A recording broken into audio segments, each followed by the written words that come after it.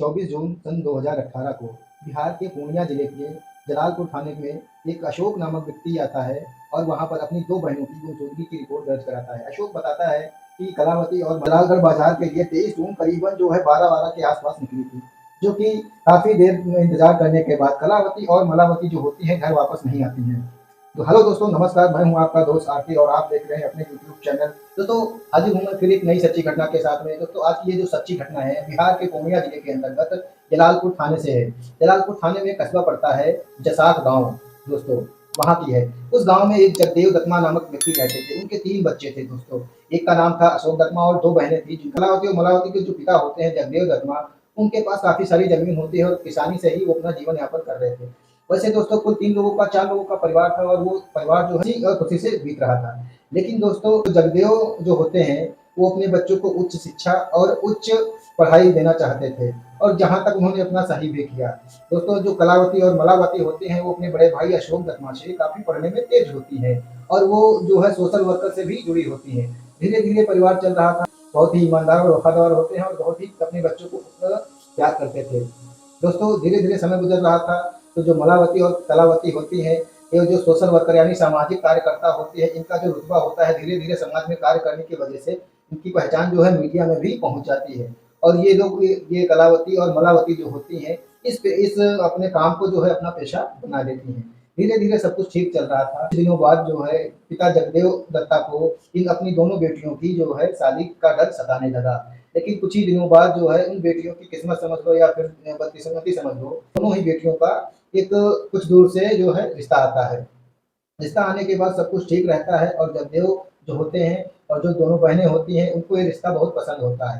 ठीक है, हालाँकि उनको इस चीज़ के बारे में नहीं पता होता है कि इनकी जो दोनों बेटियाँ हैं, ये सामाजिक वर्कर हैं, सोशल वर्कर हैं। ठीक है, धीरे-धीरे वक़्त गुज़रता है और दोनों बहनों की शादी धूम-धाम से जगदेव दत्ता कर देते हैं। अब जगदेव दत्ता जो है और भी प्रसन्न होते हैं कि बेटियों का जो रिश्ता होता है अच्छे और संपन्न घर में पहुँच जाता है। उसके बाद जो है क्या होता है, जगदेव दत्ता और अशोक दत्ता जो है घर पे अकेले रहते हैं। अब घर में कोई रोटी खाना बनाने वाला नहीं होता है। फिर कुछ दिनों बाद जो है अशोक दत्ता का भी शादी कर दी जाती है।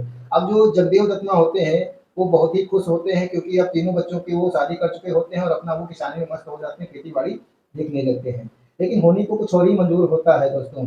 समय धीरे-धीरे और बढ़ता जाता है। दोस्तों कलावती और मलावती के जो परिवार होता है दोस्तों, उसमें सब ठीक-ठाक चल रहा होता है।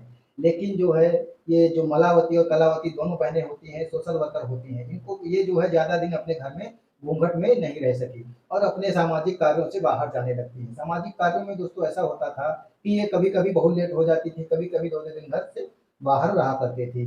लेकिन दोस्तों इस बात को लेकर के उनके परिवार में खटापटी मियाँ-बीवी के बीच में खटापटी शुरू हो जाती है। इस बात को लेकर के जो है उनके पति जो है उनके पिता जगदेव दत्ता और भाई अशोक दत्ता से भी शिकायत करते हैं और वो जो उनके पिता मलावती कलावती के जो पिता होते हैं वो भी जो है इन दोनों को बहुत समझाने की कोशिश करते हैं। लेकिन ये दोनों जो होती हैं अपने अपने पेशे को छोड़ने के लिए तैयार नहीं होती हैं। धीरे-धीरे समय बढ़ता है और जो है अब वो समय बढ़ने के साथ-साथ जो है एक-दूसरे के जो रिश्ते हैं वो भी टूटने लगते हैं।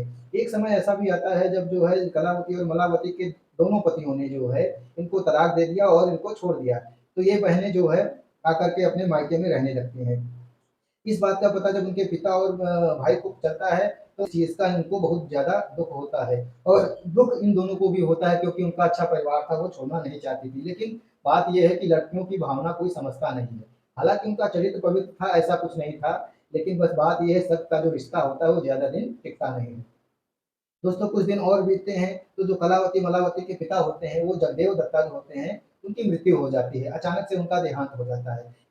दोस्तों इस अचानक हुए देहांत को उनके तीनों बच्चे अशोक दत्ता कलावती जो है बहुत ही ज़्यादा दुखी हो जाते हैं, जैसे मानो टूट ही जाते हैं। दोस्तों धीरे-धीरे कुछ समय और बढ़ता है, कलावती और मलावती जो होती हैं अपने पिता के गम का जो दृश्य होता है धीरे-धीरे वो भूलने लगती हैं। थोड़ा समय और बीतता है तो पूरी तरह से अपने पिता की मौत का गम भूल जाते हैं और फिर से एक नई ज़िंदगी शुरू करती हैं।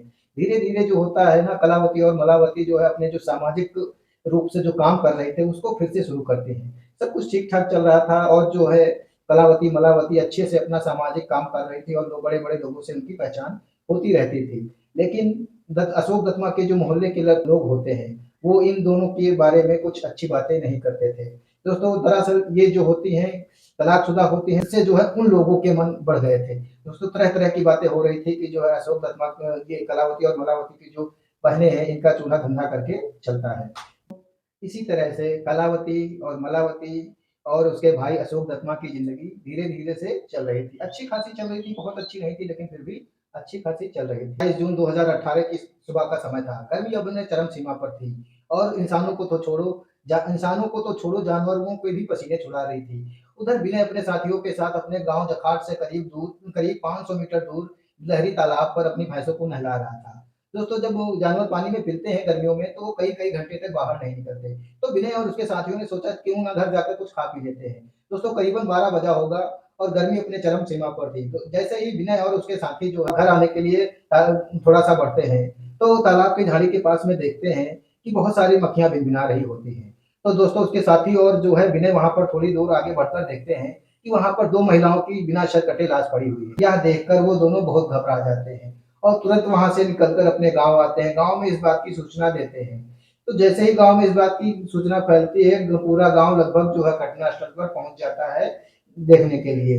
दोस्तों इस बात की सूचना जो है अशोक दत्त के पुत्र मनोज दत्त को भी लगती है और इसको तो पहले से पता होता है कि उसकी जो बुआ हैं दोनों वो 23 जून से गायब हैं। जैसे ही मनोज दत्त भीड़ को चीरते हुए लहरी तालाब पर पहुँचता है और देखता है कि जो है 2 बिना सर वाली लाशें पड़ी हैं। दोस्तों जैसे ही लाश वो देखता है तो मनोज दत्त समझ जाता है कि ये उसकी बुआ की लाशें हैं और कपड़ों से देखकर बिल्कुल कन्फर्म कर लेता है। तो तुरंत ही वह जो है चीखने और चिल्लाने लगता है दोस्तों। तो इसी बीच में किसी ने जो है लालगढ़ थाने के थाना प्रभारी मोहम्मद आलम को किसी ने सूचना दे दी होती है। जैसे ही उनको यह सूचना मिलती है तो वो मोहम्मद आलम और उनकी पूरी टीम जो है जल लहरी तालाब पे अपनी पूरी टीम के साथ पहुंच जाते हैं। अब मोहम्मद आलम जो होते हैं वहां पर बारीकी से घटना स्थल का निरीक्षण करते हैं। लाश की तो पुष्टि जो है मनोज दत्तना के माध्यम से तो पहले ही हो चुकी थी। अब यह केस जो होता है वो थाना जलालपुर गढ़ के जो है कस्बा थाने का होता है। तो जो मोहम्मद आलम होते हैं इस केस को जो है थाना कस्बा में हस्तांतरित कर देते हैं। वहाँ के जो थाना प्रभारी होते हैं अरविंद कुमार, वो जो है इस लाश का पोस्टमार्टम कराने के लिए जिला अस्पताल भेज चूँकि कलावती और मलावती जो होती हैं मृतक, ये सोशल वर्कर होती हैं और सोशल वर्कर होने की वजह से इनकी मीडिया में भी बहुत ज़्यादा पहचान होती है। देखते ही देखते दोस्तों यह जो खबर होती है बहुत तेज़ी से वायरल होने लगती है। तो जब पूर्णिया जिले के उच्च अधिकारी को जब पता चलता है तो कृष्ण कुमार के नेतृत्व में एक टीम गठित कर दी जाती है। जो कृष्ण कुमार होते हैं वो अपने एक मुखबरियों को तुरंत एक्टिव करते हैं और कहते हैं जैसे ही कोई सुराग मिलता है आप हमें तुरंत कन्फर्म करो। इधर जो है कस्बा थाना प्रभारी जो होते हैं अरविंद कुमार वो मनोज के घर जाकर के जो है शुरुआती जांच शुरू कर देते हैं। वहाँ जांच में यह पता चलता है कि मनोज के मोहल्ले के ही कुछ लोग होते हैं जो उसकी कामों से जो है नाखुश होते हैं और उसको जो है बुरी नजरों से देखते थे। दोस्तों यह बात तो साबित हो जाती है, पुलिस प्रशासन को इसमें शक के आधार पे जो है ये चीज मालूम पड़ती है।